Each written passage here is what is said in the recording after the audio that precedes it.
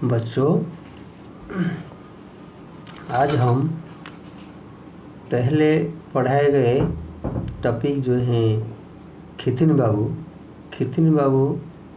की दूसरी कक्षा में हम उसको आगे बढ़ाएंगे। तो पहले हमें मालूम था कि कहानीकार अज्ञान जी खितिन बाबू की जो विलक्षण चेहरा के बारे में जानकारी दे रहे थे, तो सचमुच वो खितिन बाबू एक अद्वितीय और अविस्मरणीय चेहरे के रूप में कहानीकार के सामने आते हैं।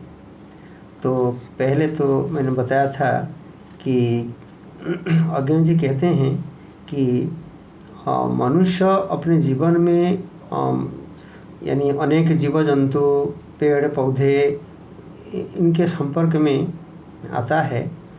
साधारण रूप से ये सबको एक जैसा अनुभव करता है। जैसे कि विदेशियों को भारतीय एक जैसे लगते हैं और ये विदेशी लोग भारतीयों को एक जैसे लगते हैं, है ना। यही प्रकार जानकारी, यही प्रकार अनुभव हम पशु पक्षियों के साथ भी होता है। लेकिन हर जीव, हर व्यक्ति में अलग अलग क्या है, विलक्षण या अद्भुत यानी ये अद्भुत गुण या अद्भुत चेहरा यानी एक दूसरे से भिन्न सचमुच है। लेकिन हम इसको आमतौर पर सबको देखते नहीं हैं। लेकिन जो अद्वितीय विलक्षण अद्वितीय चेहरा हमारे सामने आता है, हम उसको याद रखते हैं। उसी प्रकार लेखक को इस प्रकार चेहरा याद रहा जो खितिन बाबू के, इसलिए खितिन बाबू के केवल चेहरा नहीं, उनके मानसिक अवस्था को विचार करते हुए उन्होंने ये भी समझ लिया कि खितिन बाबू एक अविस्मरणीय एवं असाधारण व्यक्ति थे। तो हम इसको पढ़े थे कि खितिन बाबू का किस प्रकार उनका एक टांग नहीं थी, रेलगाड़ी की दुर्घटना में कट गया था और अस्पताल में पड़े रहे और पूरी तरह एक उस टांग को काटा गया, है ना। तो वो बैसाखियों के उपयोग से, बैसाखी मतलब जो डंडा पकड़ करके डंडा के सहारे चलते हैं, तो वही उसको उसका उपयोग करते निकलते थे। उनके लिए घटना पुरानी हो गई थी, यानी खितिन बाबू के लिए ये घटना पुरानी हो गई थी क्योंकि उनका टांग बहुत दिन के पहले टांग की अवस्था ऐसी थी और टांग कटे गए थे।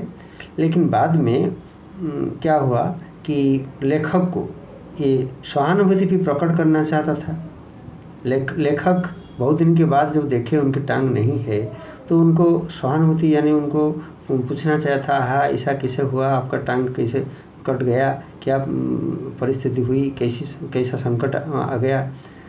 पर ये उसको पूछना चाहिए था इसके बारे में, लेकिन उनको थोड़ा संकोच लगा कि अगर वो पूछेंगे तो ये दुखित इसके बारे में सोचकर दुखित होंगे। तो इसीलिए वो असमंजस में पड़ गए, उनको पूछेंगे या नहीं पूछेंगे। तो इसी बीच क्या हुआ, ये खितिन बाबू स्वयं हाथ बढ़ाकर पुकारा, आइए आइए, आपको अपने नए आविष्कार की बात बतानी है। इनसे हाथ मिलाते हुए समझ में आया कि एक अवयव के चले जाने से दूसरे की शक्ति कैसे दुगनी हो जाती है। ऐसे जोर की पकड़ जीवन में एक आधा बार भी किसी हाथ से पाई होगी। तो लेखक को अनुभव हुआ जैसे किसी एक अंग चले जाने से बाकी दूसरे अवयवों को अधिक शक्ति मिलती है, क्योंकि शरीर में जितनी शक्तियां हैं वो सब अवयव को समान रूप में मिलता है जिसको जितना चाहिए। तो अगर उसी से एक अवयव नष्ट हो गया या कट गया या चला गया तो उसके लिए जो शक्ति शरीर में थी वो दूसरों को मिल गई है ना। मैं बैठ ही रहा था कि वो बोले, देखा, यानी वो ज़ोर से उनका उनके हाथ मिलाते हुए उनको खींच कर ले लिए खितनी बाबू। तो इसे अनुभव किए लेखक कि ये शक्ति उनको, टांग की शक्ति, पैरों की शक्ति उनको मिल गई हाथ में, है ना। तो मैं बैठ ही रहा था कि फिर बोले, देखा आपने कितना व्यर्थ बोझ आदमी ढोता चलता है। मैंने टॉन्सिल कटवाए थे, कोई कमी नहीं मालूम हुई। अपेंडिक्स कटवाए, कुछ नहीं गया, केवल उसका दर्द गया। भगवान औधड़ दानी है ना, सब कुछ फालतू देते हैं। 2 हाथ, 2 कान, 2 आँखें, अब तो एक है। आप ही बताइए, आपको कभी स्वाद लेने के साधन की कमी मालूम हुई है?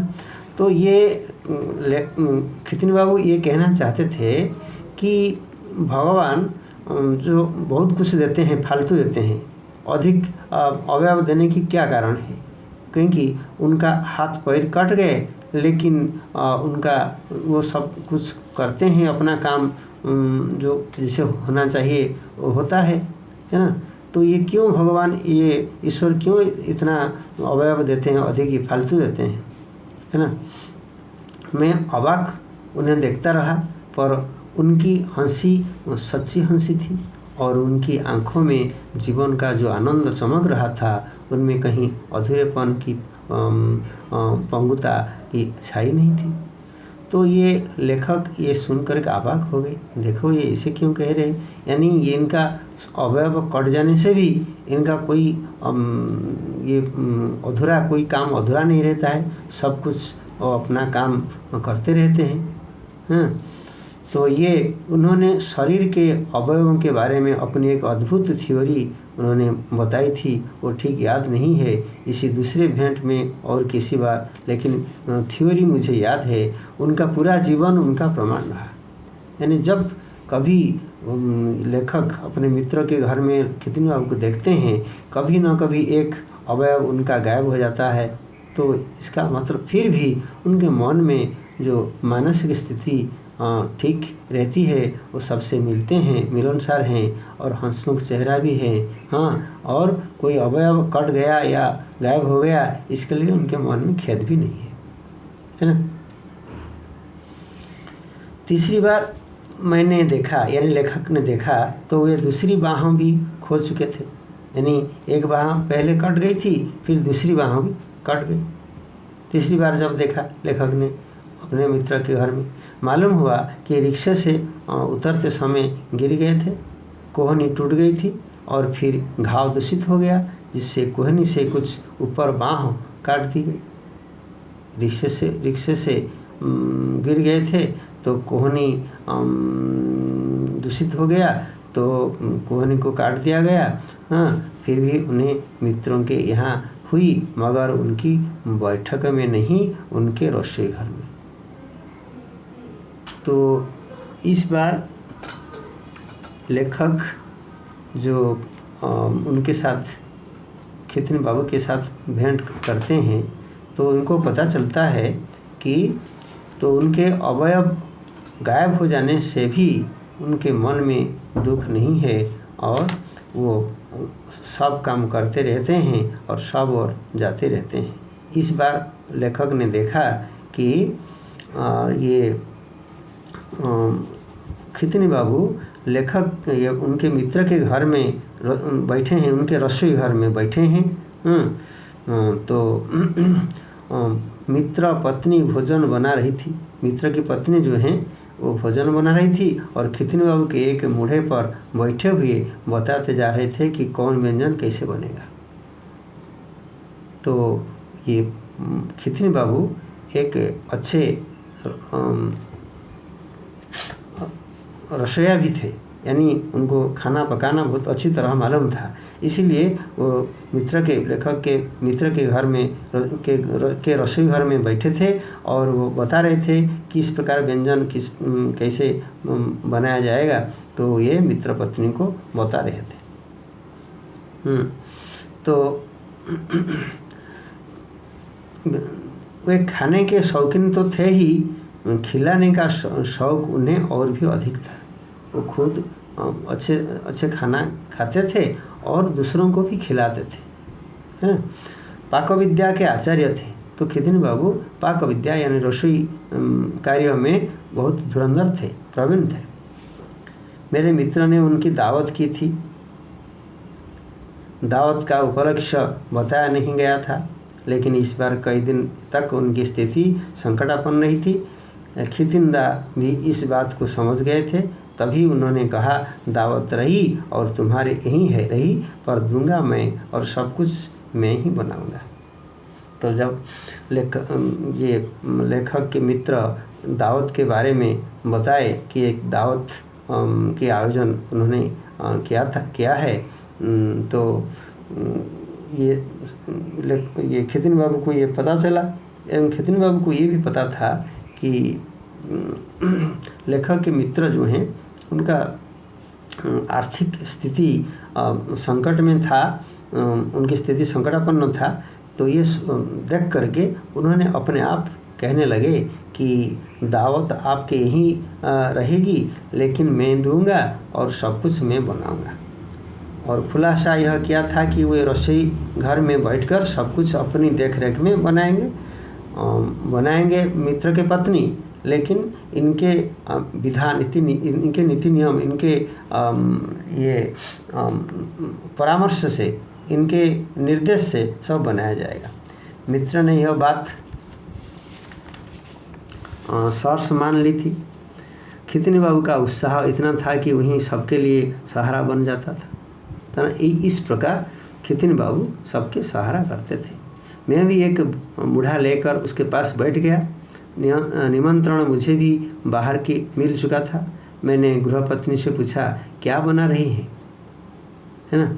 तो और उन्होंने उत्तर दिया, मैं क्या बना रही हूँ, बना तो खितिंदा कर रहे हैं। यानी मित्र पत्नी अपने हाथों में ये सब कर रहे हैं इनके निर्देश से। किसके? खितिन बाबू के निर्देश से। खितिन बाबू जो कुछ व्यंजन बनाने के लिए जिस प्रकार ये निर्देश दे रहे हैं, तो उसी प्रकार मित्र पत्नी बना रहे हैं। इस पर खितिंदा बोले, हाँ मेरा हुआ, मेरा छुआ हुआ आप खा तो लेंगे ना। मेरा छुआ हुआ आप खा तो लेंगे ना। मेरा छुआ हुआ मैंने मैं हाथ से अगर नहीं छूता हूँ, लेकिन मेरे निर्देश से सब कुछ हो रहा है। और ठहाका मारकर हंस दिए। यह कह करके उन्होंने हंस दिया खितिन बाबू।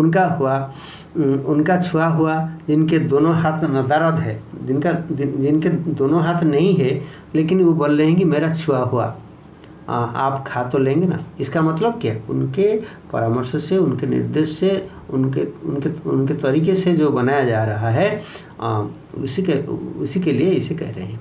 फिर बोले, आपने भोजन विलासी और शय्या विलासी की कहानी सुनी है?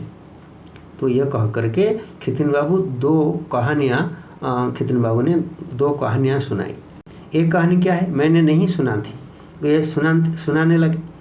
एक राजा के पास दो व्यक्तियां नौकरी की तलाश में आए।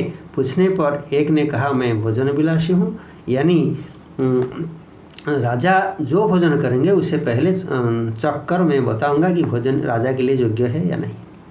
तो जांच के लिए उसी दिन का भोजन लाया गया। थाली पास आते ही भोजन विलासी ने नाक बंद करके चिल्लाने लगा, ले जाओ, इसमें से मुर्दे की बू आती है।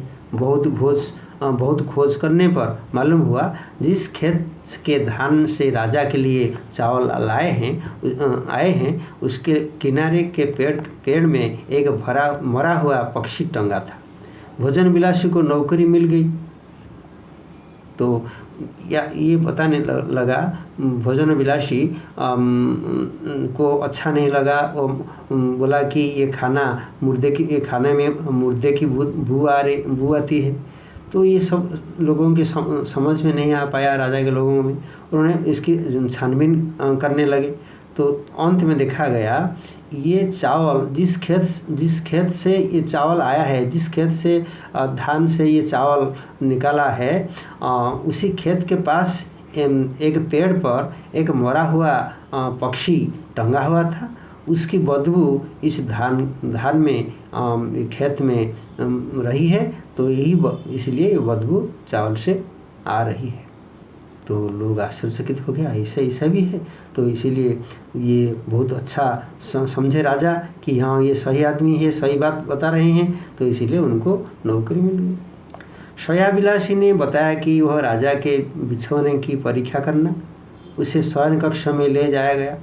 मखमली गद्दे पर वह जरा बैठी था कि कमर पकड़कर चीखता हुआ उठ खड़ा हुआ, अरे मेरी तो पीठ में बल पड़ा है, क्या बिछाया है किसी ने। हाँ, तो सब ने देखा कहीं कोई सलवट तक न थी। सब गद्दे वद्दे उठाकर झाड़े गए, कहीं कुछ ही नहीं था जो विलासी की कमरे में चुभ सकता। पर हाँ, आखिर गद्दे के नीचे एक बाल पड़ा हुआ था। इस प्रकार शय्याविलासी को भी नौकरी मिल गई। तो शय्याविलासी जब बिछौना के पास लिया गया तो बिछौना देख करके उन्होंने कहा कि मेरे पीठ पर बल पड़ा है, यानी मुझे दर्द हो रहा है, शायद ये गद्दी के नीचे गद्दी में कुछ रहा होगा। तो छानबीन हुई तो कुछ नहीं निकला। फिर भी देखा गया कि आखिर गद्दे के नीचे एक टुकड़ा बाल पड़ा है। तो समझ में आ गया ये बाल के कारण ये बिछौना ठीक नहीं है।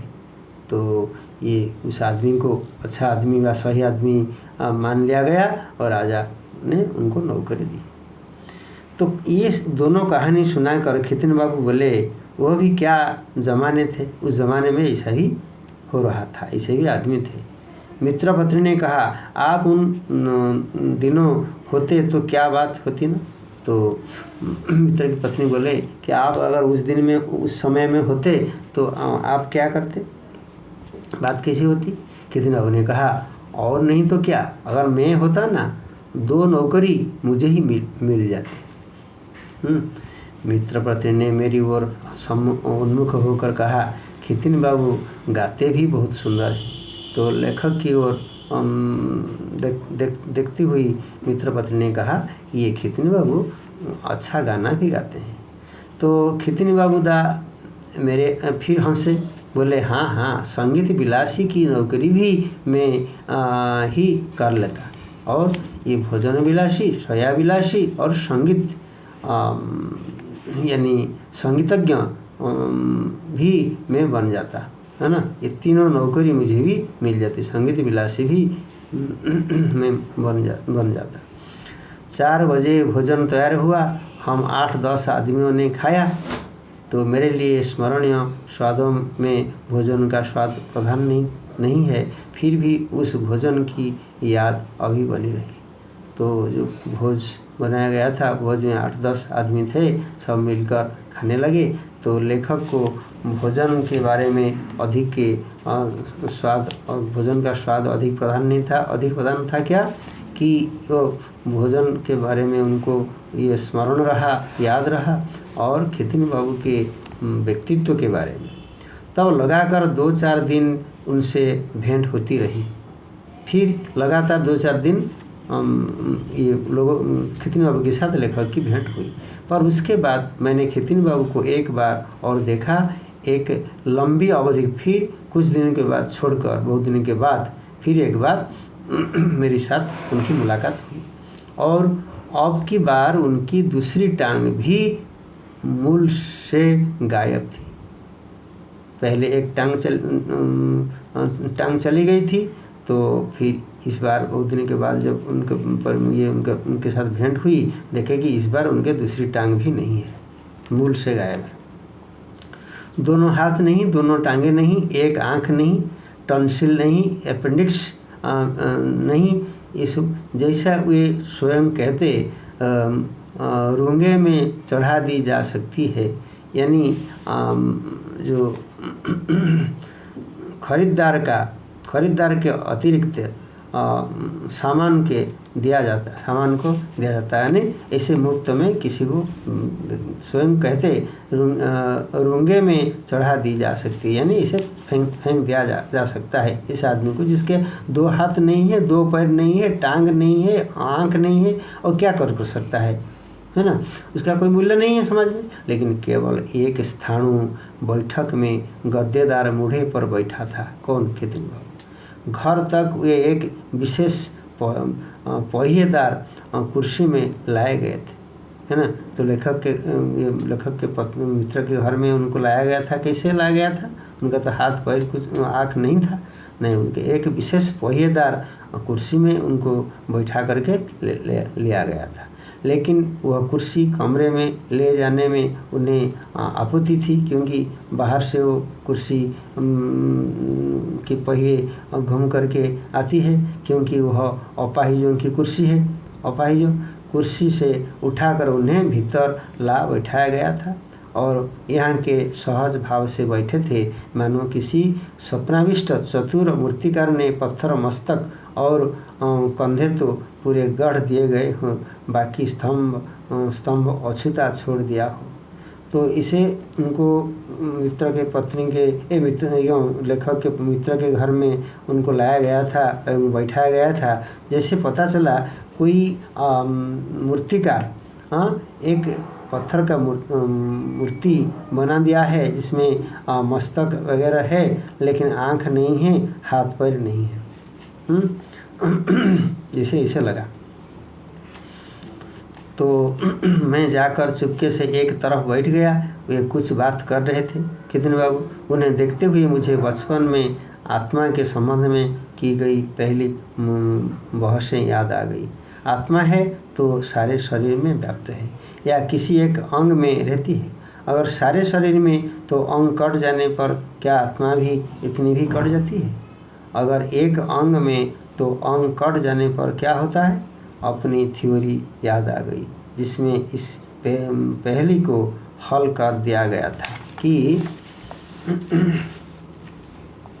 जब कोई अंग कटता तो उसमें से आत्मा सिमट कर बाकी शरीर में आ जाती है, पंगु नहीं होती। यह थ्योरी कहाँ तक मान्य है इस बहस में तो वैज्ञानिक पढ़े, पर उनको देखते हुए उनके बारे में जरूर इसकी सच्चाई मानो ज्वलंत होकर सामने आ जाती है। उनकी आत्मा न केवल पंगु नहीं थी, वरन शरीर के अवयव जितने कम होते रहते थे उनमें आत्मा की कांति मानो उतनी बढ़ती जाती थी, मानो व्यर्थांगों से सिमट कर आत्मा बचे हुए शरीर में और घनी पुंजित होती जाती। सारे शरीर में भी नहीं, एक अकेली आँख में प्रेतात्माओं से भरे हुए विशाल शून्य में निष्कंप दीपते हुए एक आकाश दीप के समान इसे उज्जवल दिखाई देता है। तभी खेतिन बाबू ने मुझे देखा, छूटते ही बोले छिलाम बेचे थाके इसे किछु लागे न। इसका अर्थ है, मैंने कहा था बच्चे रहने के लिए ज़्यादा कुछ नहीं चाहिए। तो लेखक जब उनसे मिल करके वापस आते हैं उसमें खेतिन बाबू ने कहा कि बच्चे रहने के लिए ज़्यादा कुछ नहीं चाहिए, और हंस दिए और हंस भी दिए। इसके बाद मैंने फिर खेतिन बाबू को नहीं देखा। कहानी की पूर्णता के लिए एक बार और देखना चाहिए था। जो मैं एक कहानी लिख रहा हूँ उसके बारे में, तो अंतिम बार उनको थोड़ा देखना चाहिए था, पर मैं कहानी नहीं सुना रहा, सच्ची बात सुना रहा हूँ। तो मैंने उन्हें फिर नहीं देखा। लेकिन सुनने वाले की कमी में कहानी नहीं रुकती। देखने वाला न होने से जीवन नाटक बंद नहीं हो जाता। मैंने भी सुनकर ही जाना, मुझे भी सुनने को मिला। खेतिन बाबू की कहानी अपने चरम उत्कर्ष तक पहुँचकर ही पूरी हुई। टहलने के ले जाते समय, उनको जब टहलने के लिए लिया गया समय, उसकी पहिएदार कुर्सी एक मोटर ठेले से टकरा गई थी और ये नीचे आ गए थे, नीचे गिर पड़े थे और गाड़ी का पहिया उनके कंधे से ऊपर से चला गया। बाहों का जो ठूंठ बचा हुआ था, बाहों का माने हाथ का जो ठूंठ यानी अवशिष्ट अंश थोड़ा बचा था, हाथ बाह यानी हाथ कट जाते समय थोड़ा ठूंठ बचा था, थोड़ा सा हाथ का एक अंश, उसे भी चूर करता हुआ ये टकरा गया, है ना।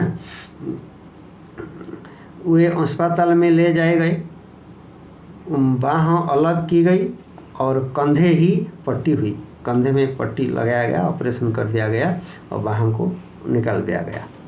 ऑपरेशन के बाद उन्हें होश रहा और उन्होंने पूछा कि कंधे हैं या नहीं। बाहों तो चली गई, कंधे हैं या नहीं। फिर कहा, जाना गेलो एटा छड़ाओ चले। मालूम हो गया कि इसके बिना भी चल सकता है। ये बाहों काट दिया गया, उसके बिना भी चला गया और ये कंधे के बिना भी मैं जीवित रह सकता हूँ या मेरा काम चल जाएगा। लेकिन अब की बार वह चलना अधिक देर तक नहीं हुआ। इस बार वो अधिक समय तक वो नहीं बच पाए। अस्पताल से वे नहीं निकले। शरीर में विष फैल गया और भोर में अनजाने में उनकी मृत्यु हो गई।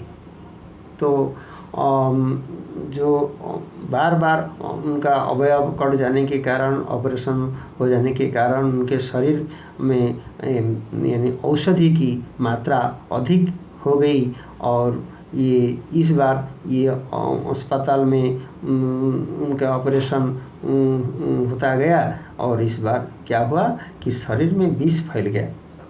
बहुत सारे औषध उनके शरीर में विष बन गया और भोर में अनजाने में उनकी मृत्यु हो गई। भोर को देखे कि उनका जीवन बचा नहीं, वो चले गए, चल बसे। खितनी बाबू एक साधारण क्लर्क, साधारण दुर्घटना, मृत्यु हो गई। लेकिन क्या सचमुच?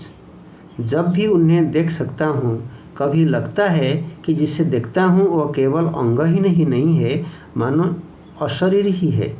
जब मैं देखता हूँ, लेखक कहते हैं, जब मैं देखता हूँ वो केवल अंग ही नहीं है, अशरीर है। केवल एक दीप्ति अंगों से क्या, अवयवों से क्या, जाना गेलो एटा छड़ाओ चले, यानी इस सब के बिना काम चल सकता है। ये भी उनके मन से यही बात निकलती है।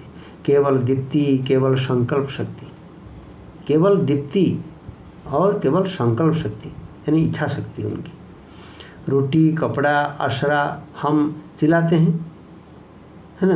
रोटी के लिए, कपड़ा के लिए, घर के लिए हम चिल्लाते हैं, इसका इंतज़ाम हम करते रहते हैं जीवन भर। ये सब जरूरी है, निसंदेह जीवन में एक स्तर पर ये सब निहायत ज़रूरी है, बहुत ज़रूरी है।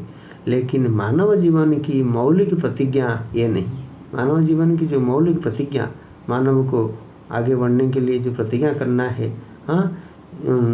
ये नहीं।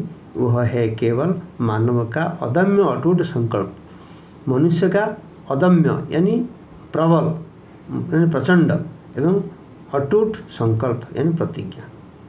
तो ये गुण खितनी बाबू में पाए जाते हैं।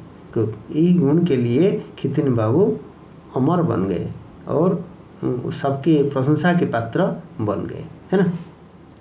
तो हमें ये कहानी से यही प्रेरणा मिलती है कि भले ही शारीरिक रूप से कोई अक्षम है, जैसे खितनी बाबू, उनके अंग प्रत्यंग धीरे धीरे घटते गए, तो फिर भी अगर मनोबल दृढ़ है तो और संकल्प शक्ति है, मनोबल दृढ़ है और संकल्प शक्ति है, तो कोई भी शक्ति, संसार की कोई भी शक्ति उनको हरा नहीं सकता है। वो आगे बढ़ सकता है। जैसे खितनी बाबू, उनके अवयव धीरे धीरे घटते गए, लेकिन उनके मनोबल दृढ़ था और संकल्प शक्ति भी अटल थी। इसीलिए वह जीवन में हार नहीं माने। सबके साथ मिलते जुलते थे, सबके साथ हंसकर बात करते थे।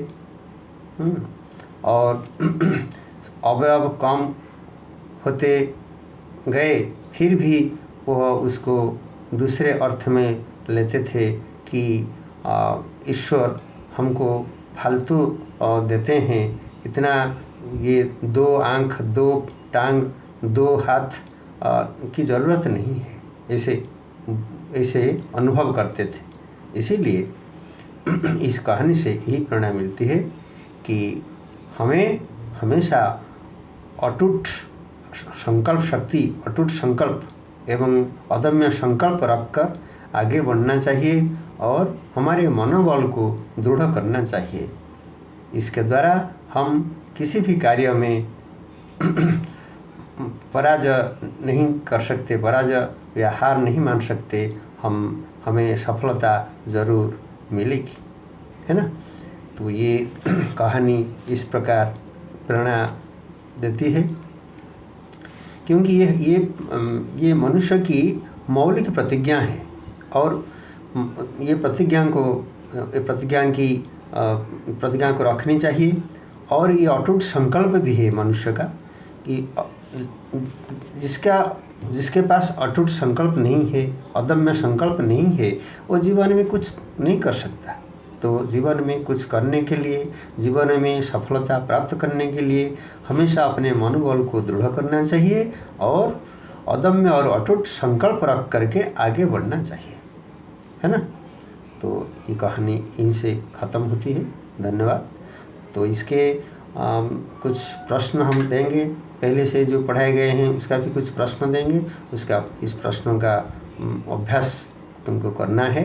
मैं अगले क्लास में इसका प्रश्न मैं दे दूँगा, है ना।